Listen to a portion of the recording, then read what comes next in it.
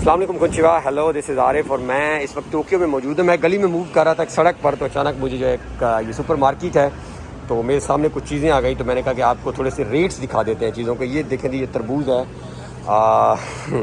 मुझे याद है हमारे पास पाकिस्तान में, यकीन करें, इस तरह के तरबूज हम बाजू का जो है नहीं खाते, हम फेंक देते। तो ये सामने इसका रेट है 980 येन, आलमोस्ट आज के रेट के मुताबिक पाकिस्तानी रुपीज़ में ये 1600 रुपये का एक तरबूज है, ये जो लगा हुआ है। माल्टे आ जाएं, ये देख लें आप, 6 माल्टे हैं और ये तकरीबन 537 येन, अराउंड 800 से 900 रुपये पाकिस्तानी के हैं। ये देखें 498, ये माल्टों के रेट हैं। छोटे छोटे 5-6 माल्टे हैं, यानी एक माल्टा 150 रुपये पाकिस्तानी का होगा।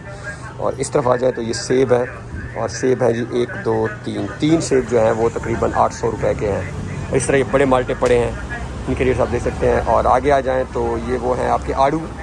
तो आड़ू के रेट आपके सामने हैं। 4 आड़ू जो हैं वो तकरीबन 1200 रुपये के हैं। और आड़ूओं के साथ जो है वो आ जाते हैं तो केले हैं।